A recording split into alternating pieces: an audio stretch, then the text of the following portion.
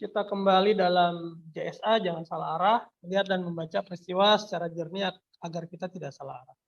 Oke, baik, tadi sebelum kita memulai JSA ini, kita sempat menyaksikan ya sebuah video tentang Pak Gubernur Jakarta Anies Baswedan yang melakukan kunjungan ke Istiqlal, ke Fathahillah, dan juga ke Museum Fathahillah dan Istiqlal di masa-masa akhir jabatannya. Seperti itu. Nah, ini karena seminggu lagi, mungkin ya kurang dari seminggu, Pak Anies ini akan digantikan oleh penjabat sementara DKI Jakarta. Nah, ini gimana nih Bang Matur melihatnya apa yang dilakukan Pak Anies saat ini di masa-masa terakhir kepemimpinannya? Bagaimana Bang? Silakan. Teman-teman semua, saya kira kita sudah menjelang hari-hari terakhir ya. Anies ini akan selesai ya sebagai Gubernur DKI Jakarta, tepatnya sampai tanggal 16 Oktober 2020 ini. Kira-kira 5 hari lagi ya. Dan saya kira Bro Mustafa, kalau kita bicara mengenai Pak Anies ini memang selalu menarik ya. Karena Pak Anies ini punya satu magnet ya yang luar biasa menurut saya, yang kita harus istilahnya banyak belajar ya dari beliau ini. Kenapa kok beliau menjadi magnet gitu ya kira-kira ya, menjadi tempat yang pokoknya jadi berita terus ya, setidaknya dalam kurun beliau menjadi Gubernur DKI ya. Nah, kalau kita lihat ya bagaimana sepak terjang Pak Anies ya sampai kemudian begitu punya magnet ya. Ini kita lihat infografis berikut ini. Kelihatan nggak Bro Mustafa? Ya, kelihatan Bang. Nah, ini jadi kalau dilihat dari track recordnya ya, dicopot oleh Pak Jokowi sebagai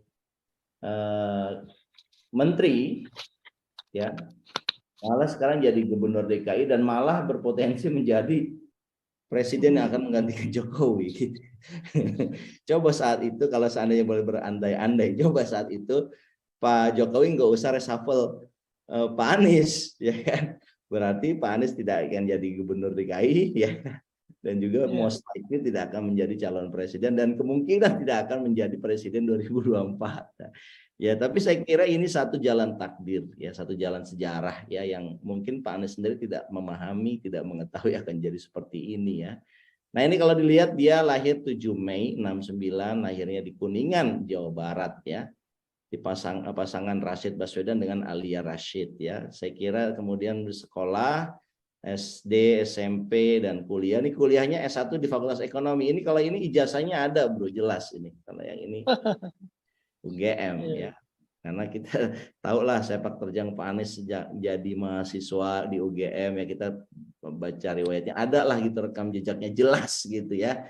Saya nggak mengatakan siapa-siapa loh ini Bro Mustafa, tapi yang jelas di UGM kalau ditanya rektornya Anies Baswedan betul nggak lulusannya UGM, pasti Pak Rektor secara spontan siapapun rektornya, oh benar bisa gitu, nggak usah pakai nunggu waktu lagi ya, apalagi terkesan tidak mau bicara gitu. Pak Rektor UGM pasti siapapun Pak Rektornya ya, di era siapapun ya, terutama yang akhir-akhir ini kalau ditanya Pak Anies benar nggak lulusan UGM, oh benar itu nggak usah tambah ragu lagi kali itu Bro Mustafa. Kemudian tahun 93 mendapatkan beasiswa di Tokyo ya, kemudian di Universitas Sofia ya, kemudian ngambil S2 Fulbright, balik lagi dan dapat lagi beasiswa ilmu politik di Northern Illinois University ya, dan kemudian kembali dan akhirnya 2014 Anies merapat ke kubu Pak Jokowi dan kemudian dia dipilih menjadi juru bicara di 2014 itu, dan akhirnya menang dan terpilih sebagai Menteri Pendidikan dan Kebudayaan di 2014.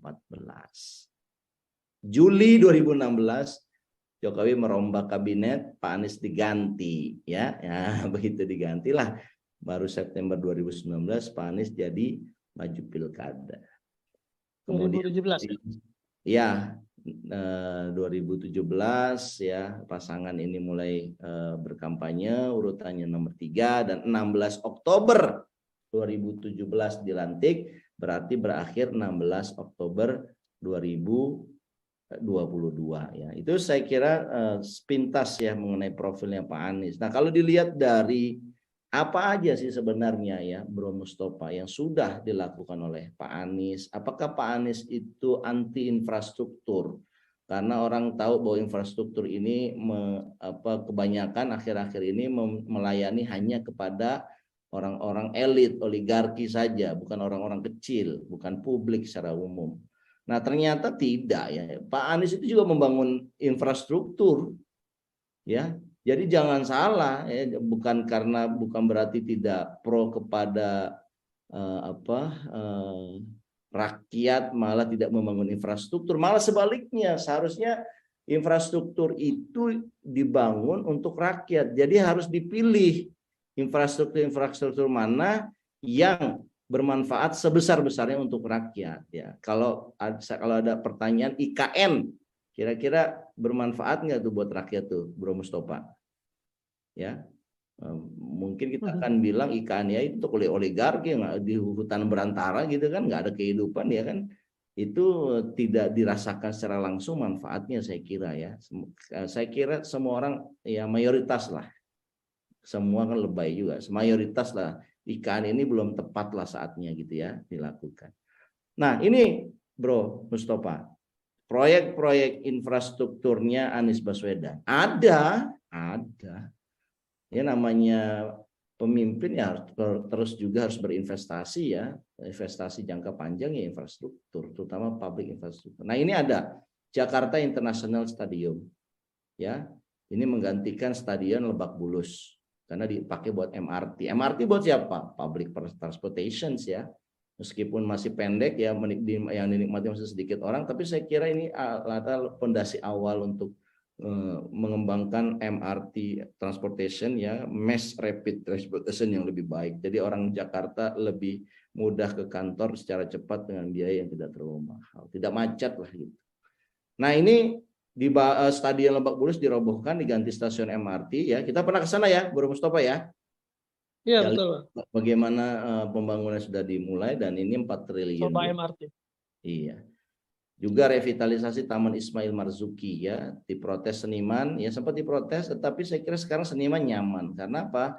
Karena sudah enak sekali ya tempat untuk istilahnya mengaktualisasikan talentnya para seniman. Dan yang terakhir adalah Formula E. Dan Formula E ini kan membawa nama Jakarta ya dan juga nama Indonesia. Itu harum di mata internasional. Saya kira ini prestasi-prestasi yang harus kita mention ya di menjelang akhir periodenya Pak Anies ini, bahwa memang Pak Anies ini banyak juga prestasinya ya, tidak hanya dalam persoalan apa Bro Mustofa, persoalan dianggap hanya persoalan merekatkan ikatan masyarakat lebih humanis, tidak, tetapi infrastruktur juga dilakukan, dan infrastrukturnya yang pro kepada masyarakat kecil ya, pada publik mayoritas gitu. Saya kira demikian, baru saya berhenti di situ dulu Bro Mustofa untuk kita nanti sambung. Baik Bang. Satu-satu menunaikan janjinya ketika dia berkampanye ya di Jakarta, termasuk juga jangan kita lupakan juga ya koneksi transportasi ya di Jakarta itu sekarang pesat sekali ya, dari mulai MRT, kemudian juga ada Transjakarta, terbaru tuh Jaklingko ya yang menghubungkan banyak titik-titik lah di Jakarta, dan orang bayarnya murah gitu loh. Artinya kan transportasi publik yang memang dirasakan ya, dirasakan oleh masyarakat Jakarta. Nah ini terkait kemudian kan dengan adanya kebijakan yang baru ya, bahwa ada pengganti nih, ada pengganti gubernur Jakarta gitu loh. Nah, ini sebetulnya apa nih Bang? Melihatnya terkait penggantinya Pak Anies ini bagaimana yang ditunjuk oleh Presiden? Terima kasih Bro Mustofa ya. Terkait penggantinya ini kan penggantinya ini sudah ditetapkan yang namanya Heru Budi Hartanto ya. Ya kan? Heru Budi lah ya. Hartono apa Hartanto? Hartono ya, Hartono ya. Hartono.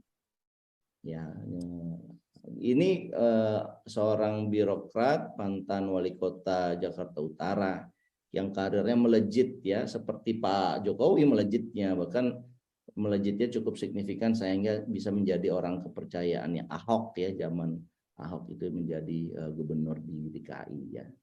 Nah, sebelum itu sebenarnya gini, Bro. Ini ada komentar di kolom YouTube ya. Kalau dilengserkan itu berarti dimakzulkan ya. Judulnya kita kan siap-siap lengser gubernur DKI ya kan. Nah, Ya. ada pertanyaan menarik ya. Kalau Anies itu lengser ya dari gubernur, itu siapa yang senang? Ya, siapa yang senang kira-kira? Yang pertama menurut saya yang senang adalah penggantinya, senang dong punya jabatan. Kalau nggak Anies digantikan kan dia nggak ada pejabatan itu gitu. Ya. Nah, ini ada infografis ya, menurut saya penting juga nih untuk kita sampaikan ke publik. Pertama, ada yang takut popularitas Anies gitu. Wah, ada yang panik nih gitu kan. Ini Selamat Ma'arif ya, ini informasi dari Pinter Politik. Anies itu kuat, sosok terkuat untuk Pilpres 2024. Ada lawannya ya disebut-sebut tapi nggak cukup kuat ya, bahkan ya Ganjar sendiri sekalipun mungkin nggak cukup kuat ya. Nama Tito Karnavian dan Ganjar masuk radar, pendukung Jokowi minta bersatu usung satu tokoh. Itu makanya ada pertemuan di hari Minggu kemarin tuh Mus ya, antara Ibu Megawati dengan KIB itu kan dalam rangka ada yang meminta supaya untuk melawan Anies ini cukup satu saja, jadi head to head. Ada dua tokoh saja ya, entah itu Anies dengan lawannya mungkin dengan Ganjar atau dengan yang lain gitu. Tapi saya menarik nih ada Pak Tito disebut ya. Pak Tito Karnavian itu sebetulnya tokoh balik layar yang cukup kuat ya menjelang 2024 karena semua penjabat kepala daerah itu adalah bisa dikatakan punya irisan sama Pak Tito, yang Pak Tito yang ngangkat Menteri Dalam Negeri ya kan. Pak Tito yang membuat aturannya kan. Nah, ini disebutkan menarik juga nih, pinterpolitik.com menyebutkan nama Pak Tito ya, meskipun kalau nama Pak Ganjar sudah sering disebut ya. Nah, ini ada yang takut ya popularitasnya. Tapi kalau kembali lagi ya, kita menjawab pertanyaan dilengserkan siapa yang senang? Yang senang ya pertama yang tadi penggantinya. Nah, kalau kita lihat sosok penggantinya ini yang namanya Heru Budi Hartono ya. Ini kan orang yang ya, Heru Budi ini kan orang yang kita mendengarnya punya kaitannya ya dengan kasus-kasus korupsi di zamannya Ahok gitu. Baik dia sebagai kepala pengelolaan aset daerah DKI ataupun jabatan yang sebelumnya ya. Sebutlah nama Rumah Sakit Sumber Waras ya. Kemudian terakhir adalah kasus suap reklamasi ya, yang disebut juga nama dari Heru Budi ini. Nah, saking dekatnya sama Ahok di zamannya Pak Anies, saya kira dia tidak ada jabatan dari dari Pemda ya, yang akhirnya Pak Jokowi memanggilnya dan kemudian membantunya di Kepala Sekretariat Presiden. Kepala Sekretariat Presiden itu kalau disingkat KSP, tapi bukan Kepala Staf Presiden ini maksudnya, Kepala Sekretariat lah, ini yang mengkoordinasikan aktivitas kesekretariatan Presiden Jokowi gitu. Nah, sampai sini kita menyaksikan bahwa penggantinya Pak Anies ini, sosok Heru Budi ini tidak bisa dimungkiri adalah sosok yang dekat dengan Jokowi dan juga dekat dengan Ahok gitu. Dan apakah kemudian juga dekat dengan oligarki? Ya kalau saya katakan iya juga, pasti dekat gitu. Karena ada kaitannya dengan reklamasi, pasti dekat dengan oligarki kan gitu. Dan apalagi namanya disebut-sebut juga istilahnya tersebutlah dalam kasus korupsi reklamasi. Nah, ini yang menjadi persoalan ya. Persoalannya adalah apakah penggantinya Pak Anies ini bisa melanjutkan aspirasi publik, di mana publik itu meminta pembangunan Jakarta itu lebih memanusiakan manusia, ya bukan melayani oligarki lah gitu, melayani publik umum, mayoritas publik gitu. Nah, saya kira kita harus mewanti-wanti ini bahwa kalau melihat track recordnya ini saya kira berat ya, saya kira bahwa Heru Budi ini bisa melanjutkan programnya Anies Baswedan. Meskipun demikian, kita tetap optimis kalau pengawasnya kuat, termasuk dari masyarakat, sosok Heru atau sosok siapapun yang orang bilang titipannya oligarki, ya saya kira kalau kuat masyarakatnya, dia tidak akan bisa berbuat banyak gitu loh. Artinya kepentingan oligarki coba aja diperjuangkan, pasti diprotes oleh publik ya. Saya sih optimisnya begitu, Bro Mustafa. Baik, Bang. Ya, jadi Pak Anies ini kan akhirnya setelah selesai di 16 Oktober, kemudian sebetulnya dia kan masih punya kesempatan untuk nanti mencalonkan ya Gubernur DKI Jakarta yang kedua kali. Karena baru satu periode mencalonkan diri sebagai calon presiden. Dicalonkan ya, tepatnya saat ini dicalonkan. Karena ada partai yang mencalonkan Pak Anies gitu kan.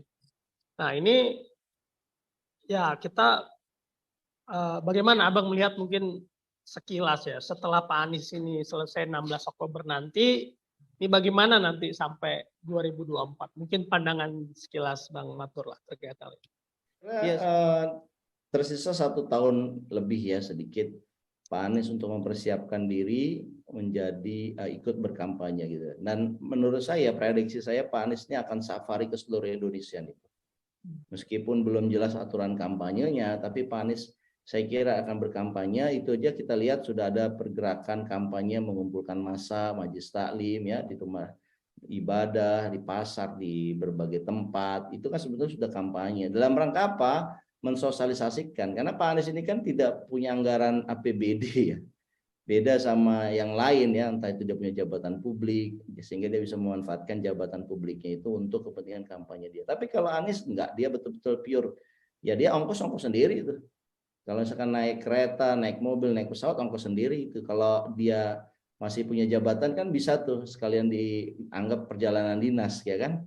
Tapi kalau sekarang ini enggak, dan makanya saya kira saya akan sangat salut sekali dengan Pak Anies ketika Pak Anies menempuh safari-safari ke seluruh Indonesianya, memang setelah tidak punya jabatan publik. Wow, itu luar biasa keren, Bro. Dan menurut saya itulah salah satu langkah awal yang tepat ya untuk membangun good governance itu. Dan kita bisa optimis kalau langkah pertamanya begini, insya Allah kalau Pak Anies jadi presiden, ya dia akan betul-betul membabat yang namanya itu koruptor-koruptor. Nah, saya kira itu satu hal yang kita prediksi akan terjadi ya, safari ke berbagai daerah menggunakan uang sendiri dan membangun antusiasme publik, sehingga apa sih targetnya? Tidak hanya sosialisasi, tetapi targetnya adalah membangun ikatan emosional sehingga publik mau menggunakan sumber dayanya sendiri untuk memenangkan Pak Anies. Karena tahu Pak Anies, kalau Pak Anies mengharapkan uang dari oligarki, nanti uang oligarki itu minta dikembalikan gitu. Dan Pak Anies kelihatannya memilih tidak maulah untuk menggunakan dana oligarki, lebih baiklah menggunakan dana masyarakat, toh yang diperjuangkan juga adalah masyarakat. Jadi ini menurut saya kualitas demokrasi kalau Pak Anies ini terpilih itu betul-betul akan sangat baik sekali. Mulai proses pemilihannya yang tidak manipolitik, caranya tidak menggunakan fasilitas publik untuk berkuasa, itu udah luar biasa ya. Semoga Allah dan rakyat ya kemudian bisa mensupport Pak Anies dengan satu antusias yang tinggi. Begitu. Oke, Bang.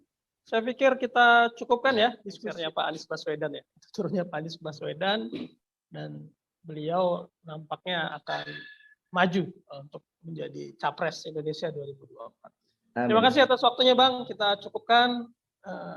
Assalamualaikum warahmatullahi wabarakatuh. Waalaikumsalam warahmatullahi wabarakatuh. Terima kasih Bro Mustafa. Ya, Bang.